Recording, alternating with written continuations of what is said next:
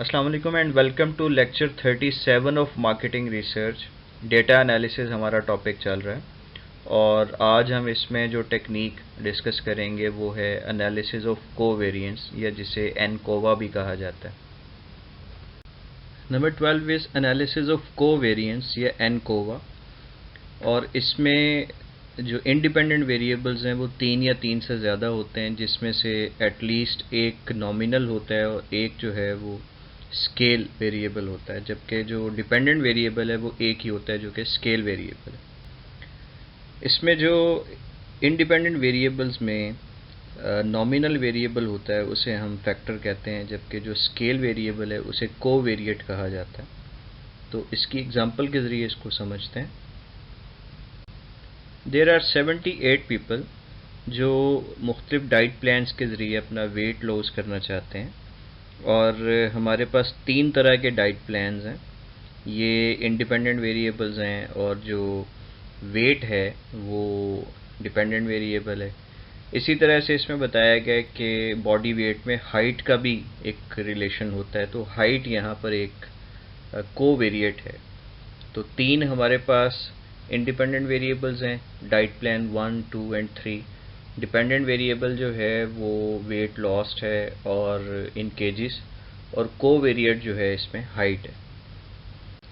तो वो जो 78 पीपल थे उनमें से मुख्तलिफ लोगों ने मुख्तलिफ तरह के जो डाइट प्लान्स हैं वो यूज़ किए। किसी ने 1, किसी ने 2 और किसी ने 3, और उसके बाद उनका जो वेट है उसमें रिडक्शन हुई या वेट लॉस हुआ केजीज़ में। मीन वैल्यू आप देख सकते हैं, डाइट प्लान 1 की 3.3 है, 2 की 3.03 है, और थर्ड जो डाइट प्लान है उसकी 5.15 है। स्टैंडर्ड डेविएशंस गिवन है। तो बज़ाहिरन इसमें नज़र आ रहा है कि जो डाइट प्लान 3 है उसकी वजह से सबसे ज़्यादा वेट रिडक्शन हुआ है, 5.15। 1 और 2 में कुछ ज़्यादा डिफरेंस नहीं है, लेकिन हम एनकोवा के ज़रिए टेस्ट अप्लाई करके ये देखना चाहते हैं कि क्या इनके दरमियान जो डिफरेंसेस हैं वो सिग्निफिकेंट भी हैं या नहीं, ताकि हम देख सकें कि कौन सा डाइट प्लान जो है वो सबसे बेहतर है। टेस्ट बिटवीन सब्जेक्ट्स का टेबल आपके सामने है, और इसमें हमने सिर्फ देखना है कि डाइट बिटवीन जो सोर्स लिखा हुआ है, और इससे आप आगे आएँ तो इसकी जो सिग्निफिकेंस वैल्यू है वो 0.006 लिखी हुई है, जो कि 0.05 से कम है। अब हमारा जो हाइपोथेसिस इसमें था, जो कि पहले भी इसी तरह से हम हाइपोथेसिस बनाते हैं कि there is no difference in weight lost on 3 diets. तीनों जो डाइट्स हैं उसकी वजह से जो वेट रिडक्शन हुई है उसमें कोई डिफरेंस नहीं है। लेकिन चूंकि जो P की वैल्यू है वो लेस दैन 0.05 है, लिहाजा हम इस हाइपोथेसिस को रिजेक्ट कर देंगे, जिसका मतलब ये है कि तीनों जो डाइट प्लान्स हैं उसकी वजह से जो वेट रिडक्शन हुई है वो इक्वल नहीं है। कम से कम एक जो डाइट प्लान है वो ज़रूर डिफरेंट है। 2 भी हो सकते हैं, लेकिन कम से कम एक ज़रूर डिफरेंट है। हमें कैसे पता चलेगा कि एक डिफरेंट है या 2, और कितने ज़्यादा डिफरेंट हैं उसके लिए जैसे हमने पहले पोस्ट हॉक एनालिसिस किए थे इसमें भी हम करेंगे। जो कुछ मैंने आपको टेबल में बताया पिछली स्लाइड में, उसकी टेक्निकल या स्टैटिस्टिकल डिटेल्स जो हैं वो आपके सामने मौजूद हैं। इस तरीके से इसको रिपोर्ट किया जाता है जो आप थीसिस या रिसर्च रिपोर्ट लिखते हैं उसके अंदर। तो इसमें भी यही बताया गया जी कि तीनों जो डाइट प्लान्स हैं उनके दरमियान सिग्निफिकेंट डिफरेंस मौजूद है। डाइट प्लान्स हमारे इंडिपेंडेंट वेरिएबल्स थे, और जो वेट लॉस है वो हमारा डिपेंडेंट वेरिएबल है, जबकि हाइट जो है उसको हम कोवेरिएट के तौर पे ले रहे हैं। ये पोस्ट हॉक एनालिसिस हैं या इसे पेयर वाइज कंपैरिजंस भी कहते हैं, और इसमें आप देखें कि तीनों जो डाइट प्लान्स हैं उनको दूसरे जो ग्रुप्स हैं उनके साथ कंपेयर किया गया। जैसे आप देखें डाइट प्लान 1 और 2 का जब आप कंपैरिजन करते हैं तो उसकी जो सिग्निफिकेंस है वो 1 है, और 1 होने का मतलब ये है कि हमारा जो इसमें नल हाइपोथेसिस बनेगा कि डाइट प्लान 1 और डाइट प्लान 2 के जो रिज़ल्ट्स हैं यानी जो वेट रिडक्शन है उसमें कोई डिफरेंस नहीं है। और अगर सिग्निफिकेंस 1 आ रही है तो ये 0.05 से ज़्यादा है, जिसका मतलब है कि हम H0 को रिजेक्ट नहीं करेंगे। तो एच नॉट को अगर रिजेक्ट नहीं करेंगे तो उसका मतलब ये बनेगा कि डाइट प्लान 1 और डाइट प्लान 2 के रिजल्ट्स में कोई ख़ास डिफरेंस नहीं है। और ये इनकी वैल्यूज़ से भी अंदाज़ा हो रहा है। जो डाइट प्लान 1 है उसकी मीन वैल्यू आई थी 3.3 और डाइट प्लान 2 की जो मीन वैल्यू थी वो 3.03 था, तो न्यूमेरिकली भी इसमें कोई ज़्यादा डिफरेंस नहीं है। फिर उसके बाद अगर आप 1 और 3 यानी डाइट प्लान 1 और डाइट प्लान 3 का कंपैरिजन करें तो इसकी सिग्निफिकेंस लिखी हुई है 0.026। इसका भी जो नल हाइपोथेसिस है वो वही था कि डाइट प्लान 1 और डाइट प्लान 3 के जो रिजल्ट्स हैं उसमें कोई डिफरेंस नहीं है, लेकिन चूँकि सिग्निफिकेंस लेवल 0.05 से कम है लिहाजा हम नल हाइपोथेसिस को रिजेक्ट कर देंगे।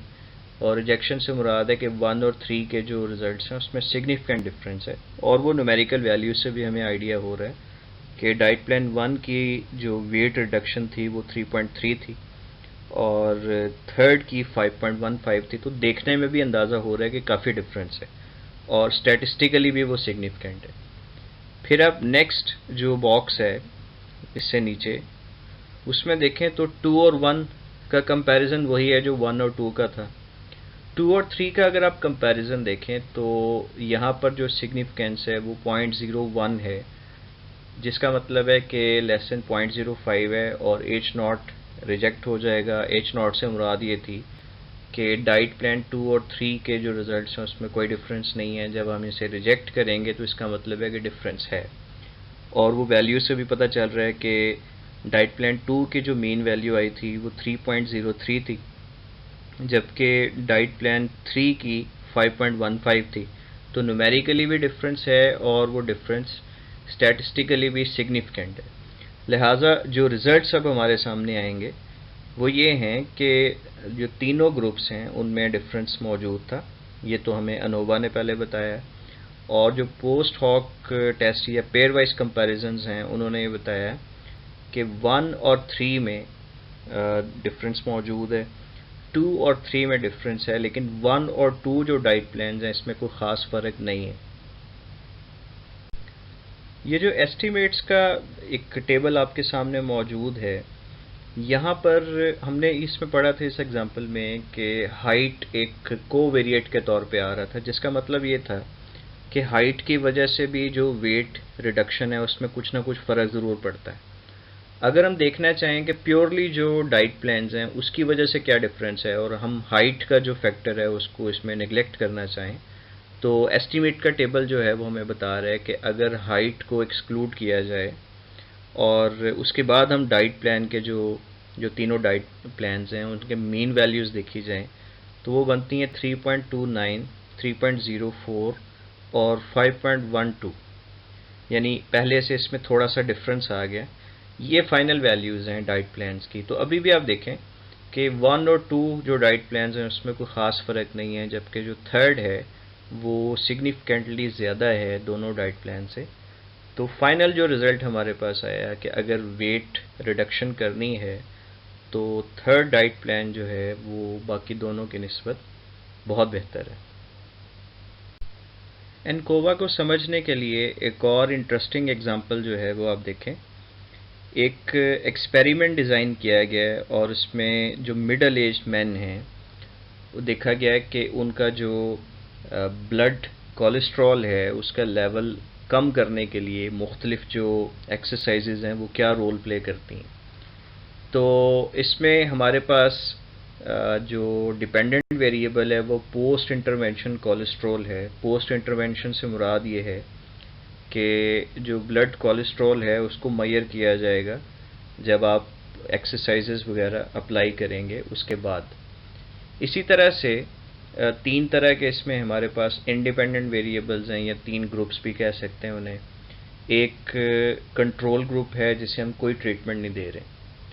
दूसरा जो है वो 6 वीक लो इंटेंसिटी एक्सरसाइज है, यानी 6 हफ्ते की हम एक्सरसाइज करवाएंगे लेकिन वो बहुत ज़्यादा हार्ड नहीं होगी।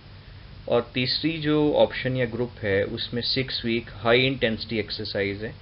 हम कंपेयर करना चाह रहे हैं कि तीनों जो ग्रुप्स हैं उसमें 6 हफ्ते की एक्सरसाइज के बाद एक ग्रुप तो ज़ाहिर है उसको कोई ट्रीटमेंट नहीं दी, लेकिन 6 हफ्ते के बाद उनका जो ब्लड कोलेस्ट्रॉल है उसके लेवल में कितना डिफरेंस आया।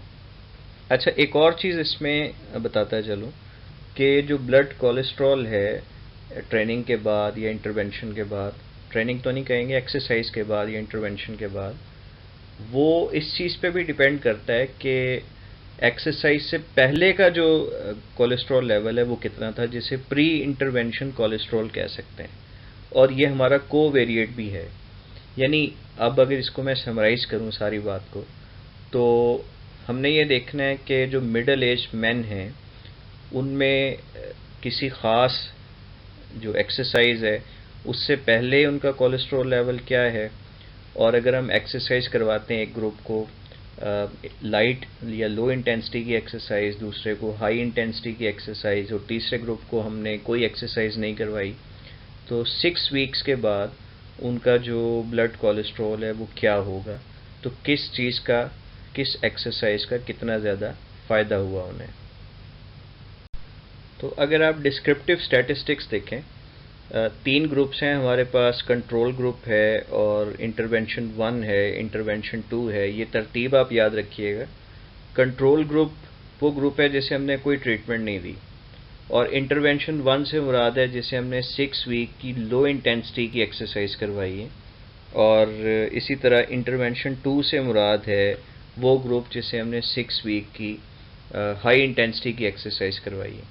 अब जब 6 वीक्स के बाद इनका ब्लड कोलेस्ट्रॉल मेजर किया गया तो उसकी मीन वैल्यूज़ लिखी हुई हैं, जिसमें कंट्रोल ग्रुप की मीन वैल्यू 6.0467 है, इंटरवेंशन 1 वाला जो ग्रुप था उसकी 5.8 है, और इंटरवेंशन 2 वाले की 5.3 है।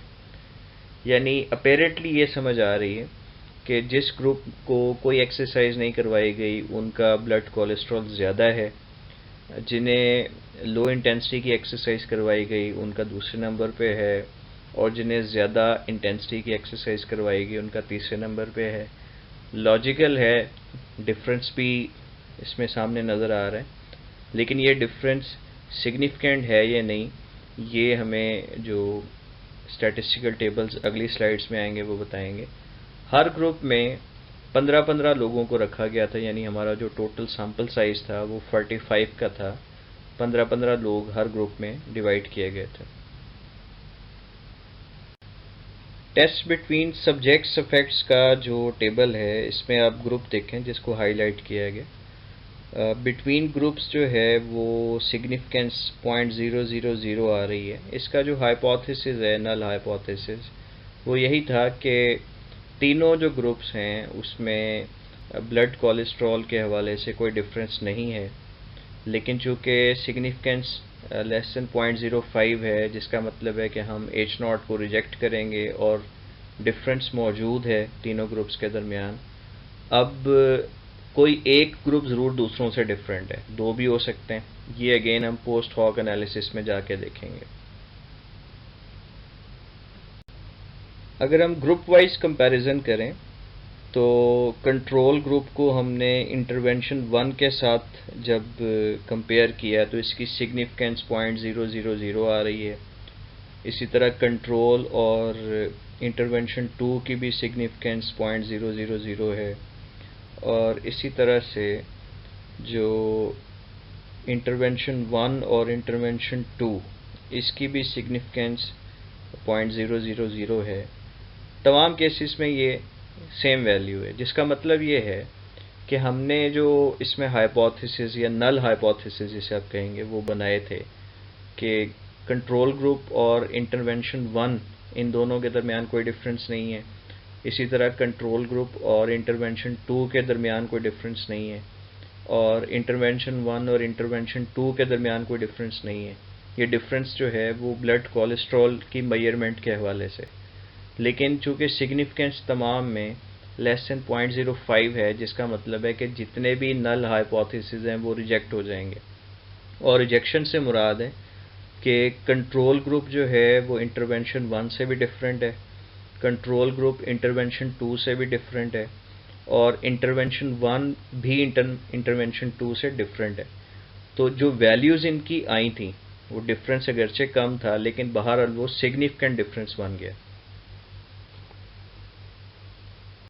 एस्टिमेट्स का टेबल अगर आप देखें, मैंने आपको शुरू में बताया था कि जो प्री इंटरवेंशन कोलेस्ट्रॉल का लेवल है उसका भी कुछ ना कुछ अफेक्ट इन वैल्यूज़ के ऊपर ज़रूर होता है। वो हमारा कोवेरिएट था।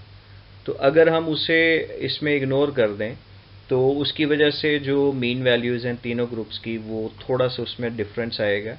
जैसे आप देखें कि कंट्रोल ग्रुप की जो वैल्यू है वो 5.988 बन गई, पहले ये 6.05 थी।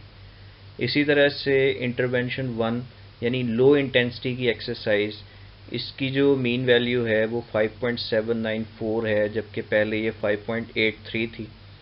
और इंटरवेंशन 2 यानी हाई इंटेंसिटी की जो एक्सरसाइज है उसकी मौजूदा वैल्यू 5.404 है, पहले ये 5.31 थी। तो ये फाइनल वैल्यूज़ हैं हमारे पास। अगर इस पे हम कमेंट करना चाहें तो हम ये कह सकते हैं कि तीनों जो ग्रुप्स हैं, यानी कंट्रोल ग्रुप जैसे कोई ट्रीटमेंट नहीं दी गई और बाकी दोनों ग्रुप्स, इसमें एक तो वैल्यूज़ का डिफरेंस है, यानी इनकी वजह से जो ब्लड कोलेस्ट्रॉल है उसमें जो भी कमी हुई वो कमी एक दूसरे से मुख्तलिफ है और सिग्निफिकेंट भी है। यानी ये जो डिफरेंस है, चाहे वो देखने में कम लग रहा है लेकिन बहरहाल वो एक सिग्निफिकेंट डिफरेंस है। तो पता ये चला कि जो हाई इंटेंसिटी की एक्सरसाइज थी 6 वीक्स की, वो सबसे बेहतर है कोलेस्ट्रॉल की रिडक्शन के लिए। उसके बाद लो इंटेंसिटी की एक्सरसाइज का नंबर आता है, और कोलेस्ट्रॉल कम करने के लिए अगर आप कुछ भी नहीं करते तो कोलेस्ट्रॉल की जो लेवल है उसका वो बाकी दोनों की निस्बत ज़्यादा है।